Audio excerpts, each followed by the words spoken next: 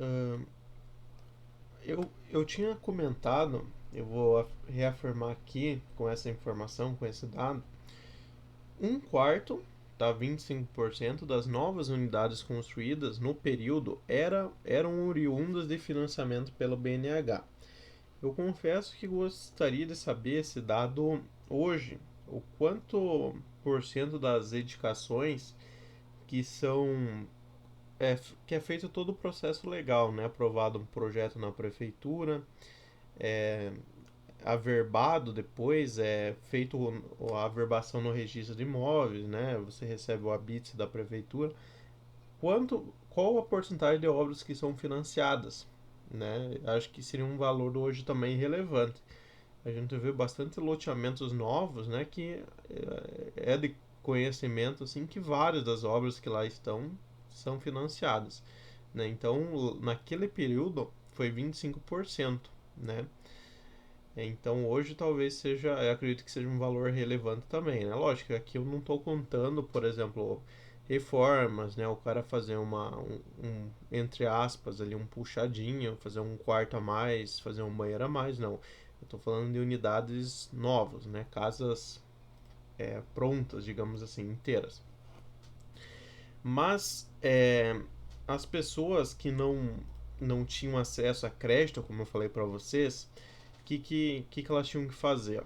Então eu coloquei aqui, ó, elas tinham que recorrer a favelas, cortiços, loteamentos irregulares, né? E era o que tinha, né? Era o que dava para fazer. Então a gente tá falando de favela de cortiço desde o começo lá do século XX, né? Desde lá 1890 até agora nós estamos falando de favela. Então a gente pode estudando aí todo o período histórico, né, do Brasil, a gente pode afirmar que as favelas elas não surgiram do dia para noite, né? Foi uma coisa assim que nenhuma das pessoas, dos grupos que passaram ali pelo poder, eles conseguiram resolver esse problema, né?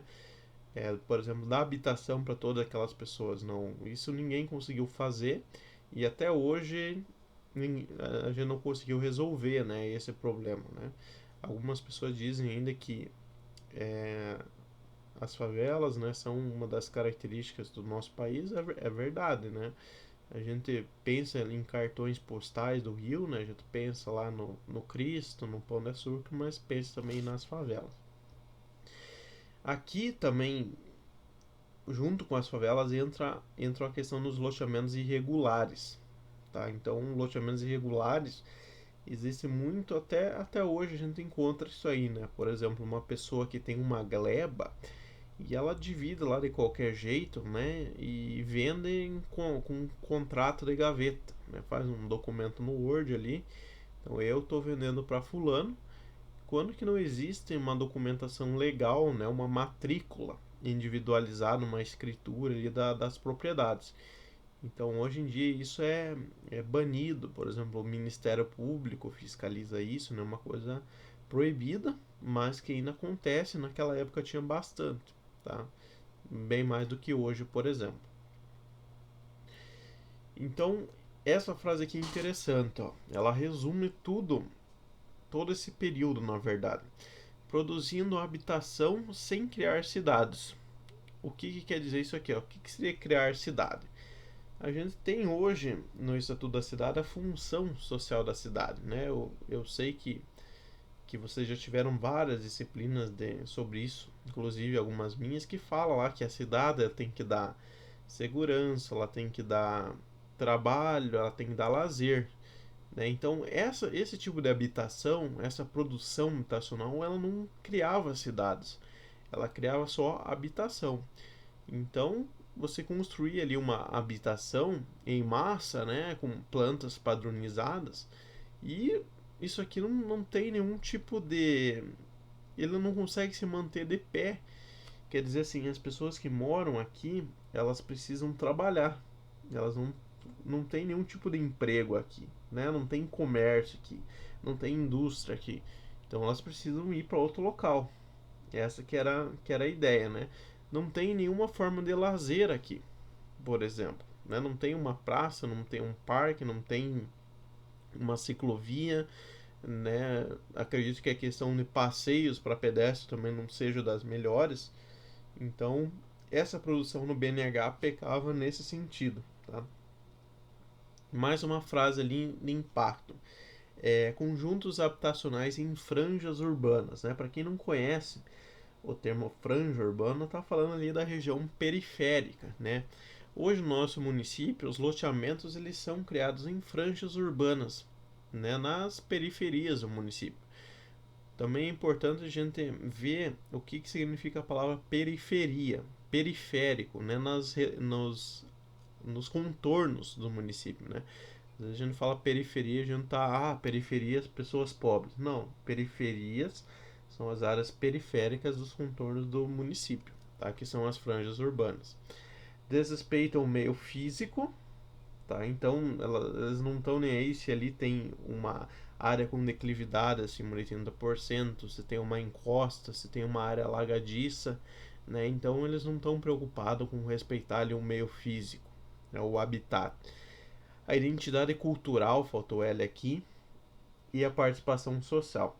Então, a identidade cultural, por exemplo, as pessoas que moram no sul, elas têm a cultura de ter, por exemplo, um espaço ali, vou citar um exemplo aleatório, né? Você tem a cozinha um pouco maior. Então, essa produção no BNH é uma produção padronizada. Ele não está preocupado se aqui no sul as pessoas preferem uma planta baixa com a cozinha um pouco maior e lá no Nordeste as pessoas preferem um dormitório maior. Não, é padrão para todo mundo. Então ele desrespeita a identidade cultural das pessoas, né? A participação social também é desrespeitada. Então, não existe, por exemplo, vamos pedir para aquela família como que ela gostaria de ter a casa dela. Se ela gostaria de ter um quarto um pouquinho maior, se ela tem ali 2 filhos, 3 filhos, né? Os móveis que ela tem ali, se ela tem por exemplo, um fogão a lenha, que ela vai querer um espaço para colocar na cozinha.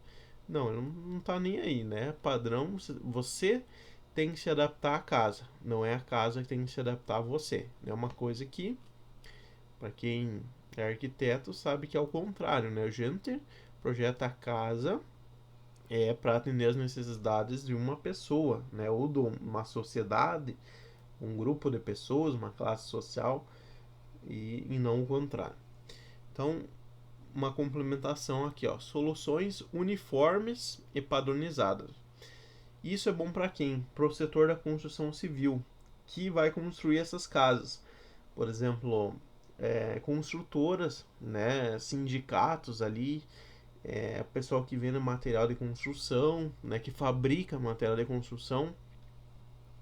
Então, quando a gente tem uma maior padronização na construtiva, a gente consegue economizar.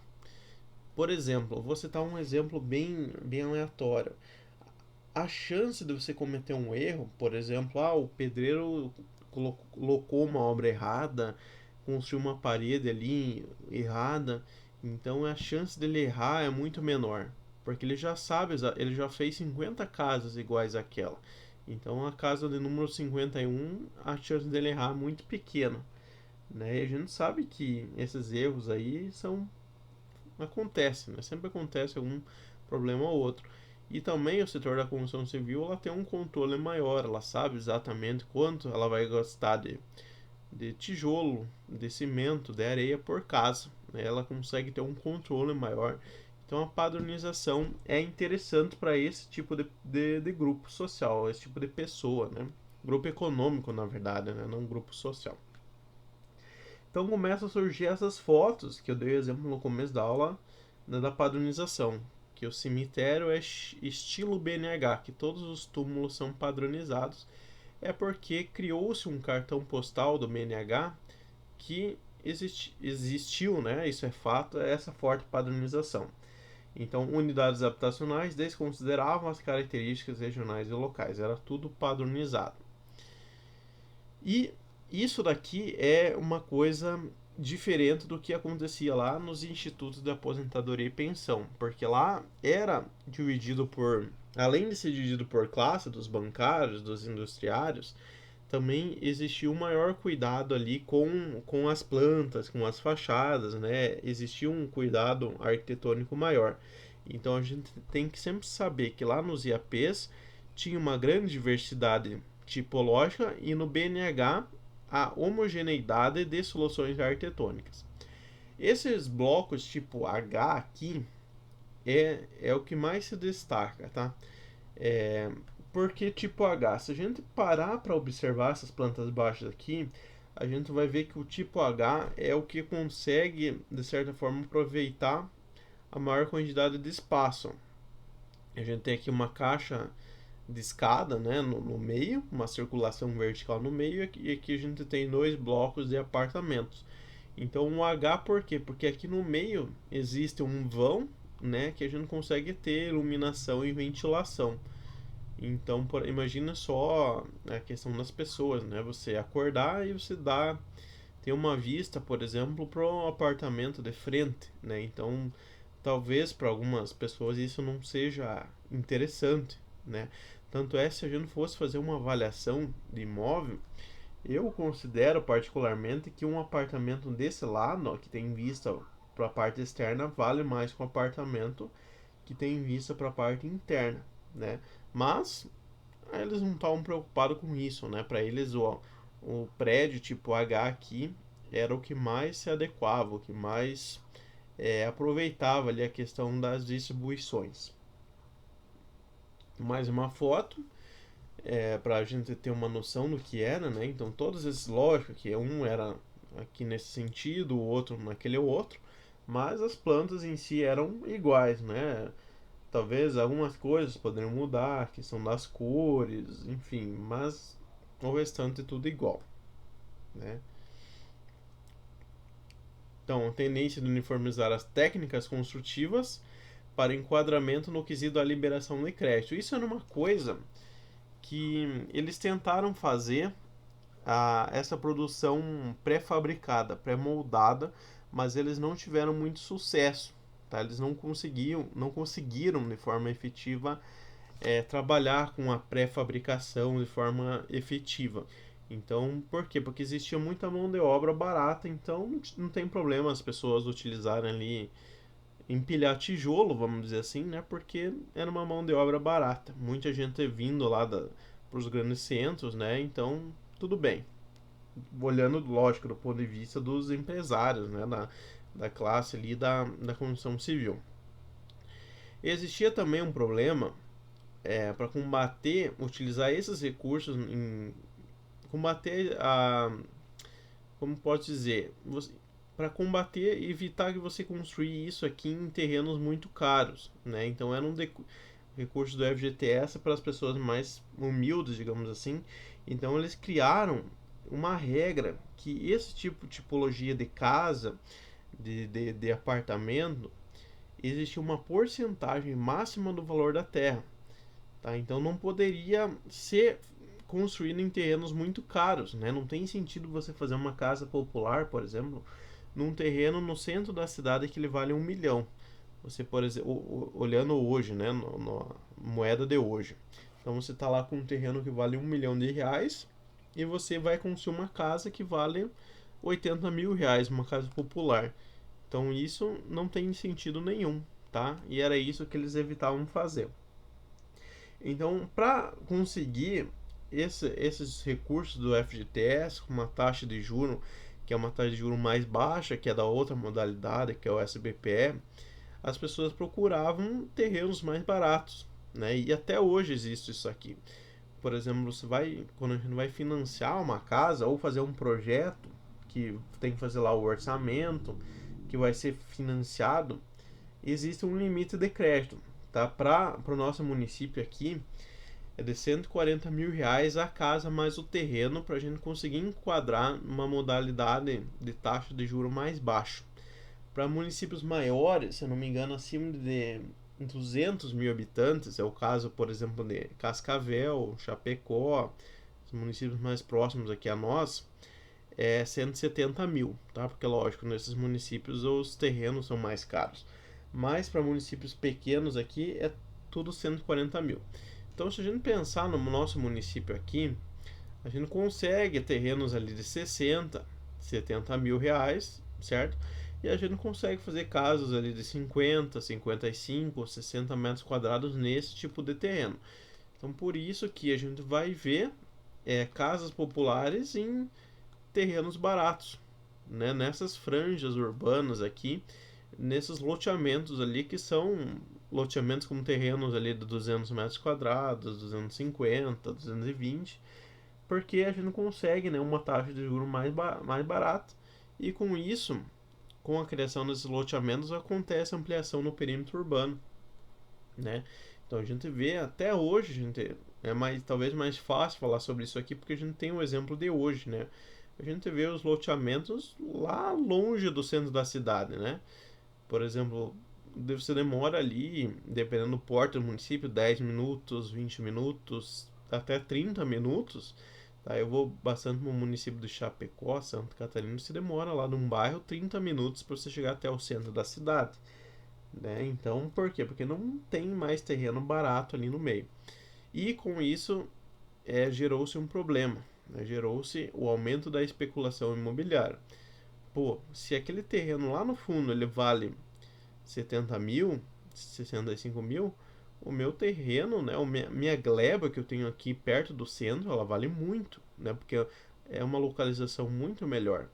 Então eu vou esperar isso aqui valorizar, né, vou vender isso aqui a preço de ouro, né, isso aqui vai valorizar cada vez mais à medida que a cidade vai crescendo. E nós estudamos já que isso daí em termos de planejamento urbano não é bom, né? Você cria ali os vazios urbanos, você aumenta os gastos do município, tem que aumentar ali a coleta de lixo, né? O caminhão do lixo ele vai ter que andar um pouco mais, você vai gastar ali com pavimentação, com asfalto, com calçamento. Você vai ter que levar um posto de saúde nesses bairros mais longe, vai ter que levar uma escola, uma creche, né? Você vai ter que fazer um reparo ali num passeio, enfim. O município, quanto mais compacta a cidade, menos infraestrutura para ele ter que cuidar, tá? Basicamente é isso. Por isso que criou-se depois com o Estatuto da Cidade medidas para combater essa especulação. Então tem ali o IPTU progressivo, tem uma série de fatores ali que foram criados pensando nesses problemas. E com isso, né, criou-se os chamados bairros dormitórios, né? Existem também cidades dormitórios. Brasília, né, tem pessoas que dormem em outra cidade, né, as cidades satélite ali, por exemplo, e vão trabalhar na cidade de Brasília. Mas aqui na nossa, em cidades um pouco menor que Brasília, né, tem os bairros dormitórios. Que a gente vê inclusive na TV uma pessoa que tem que pegar lá, sei lá, 2, 3 ônibus para conseguir chegar no trabalho. Né? Então ela não tem, tipo assim, ou ela tá no trabalho, ou ela tá dormindo, ou ela tá indo ou voltando do trabalho. Né? Não tem ela, eu tô em casa, tô descansando. Não, porque você já tem que estar indo pro trabalho, ou você vai estar voltando, né? E surgem esse tipo de problema aqui, né? Congestionamento. Né? Então, à medida que ficou mais fácil no Brasil você comprar um automóvel, a gente criou um outro problema que é esse problema aqui. Então, as cidades grandes, até a nossa cidade, que é uma cidade pequena, tem um certo problema ali nos horários de pico, né? 1 hora, 1h30, e no final da tarde, ali, às 6 horas da tarde. Então a gente já tem que começar a repensar algumas coisas no trânsito, né? Vamos aumentar o estacionamento, vamos deixar aquela via ali de mão única, né? Aquela ali um pouco diferente. Então, nas capitais isso aqui é bem pior, tá? A pessoa mora nesses bairros porque a habitação ali, a moradia é barata, mas ela tem que quase que viajar ali, né, para conseguir chegar ao local de trabalho. Então isso é uma coisa ruim que foi criado ali nesse período do BNH. A gente fala ali que o urbanismo, apesar de ele ser criticado, ele não foi deixado de lado. Então nesse período surgiu também o Serviço Federal de Habitação e Urbanismo, tá, que cuidava ali de questões urbanas, né? Eles não deixaram totalmente de lado isso aí. Então teve ali um cuidado com o planejamento urbano. teve ali um cuidado com o financiamento da elaboração de planos diretores. Então eu destaco aqui o plano diretor de Curitiba, o plano diretor de Franca, São Paulo, que eles foram criados ali nessa época, tá? Alguns planos diretores eles não deram tão certo porque consideravam umas coisas que na teoria era bonito, na prática era diferente, tá?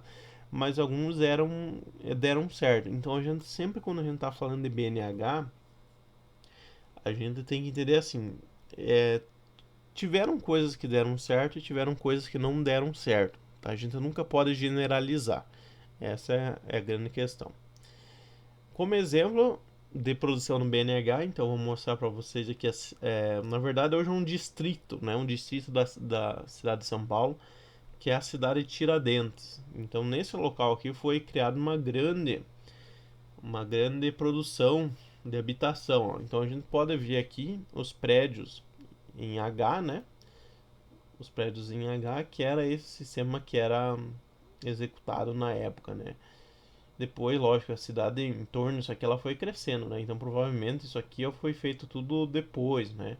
Surgiu ali que tem um campo de futebol, então aqui aparentemente é uma coisa que não foi planejada, né? Até dá pra ver aqui que aparentemente não tem as obras é uma do lado da outra, não tem muita preocupação com taxa de ocupação, coeficiente de aproveitamento, afastamentos, enfim. Essa imagem aqui é bem legal, tá? É uma imagem que mostra a gente consegue ver bastante coisa, a zona leste de São Paulo, tá? E a zona leste de São Paulo, na bibliografia a gente pode entender o seguinte, que foi uma chance desperdiçada na gente fazer um urbanismo de boa qualidade, tá? Porque hoje isso aqui, na época, poderia até ser uma franja urbana, mas depois isso aqui foi engolido, né, pelo crescimento da cidade de São Paulo. Então a gente pode considerar que isso aqui não foi uma coisa bem feita, né? Você não tem aqui por exemplo, um urbanismo sustentável, né? Você não tem comércio misturado junto com esses blocos habitacionais, você não tem praças, essas coisas assim, né? Então a gente pode considerar a Zona Leste de São Paulo como uma chance desperdiçada de fazer um bom projeto.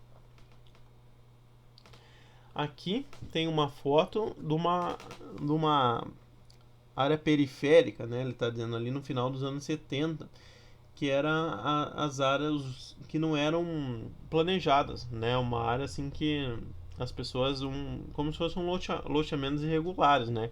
Que elas foram crescendo ali meio de qualquer forma, digamos assim, né?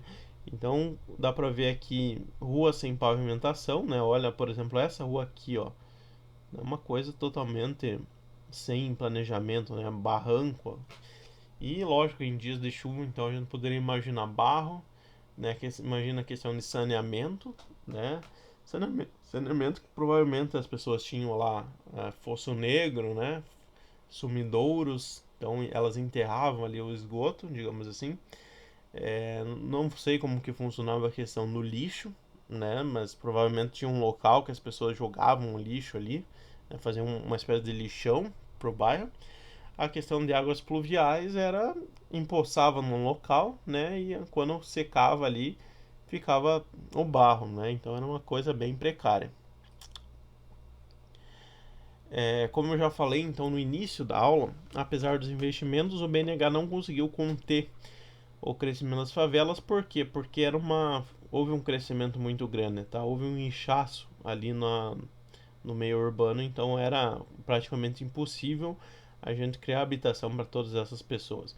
Coloquei aqui, ó, a falta de maior ousadia na política urbana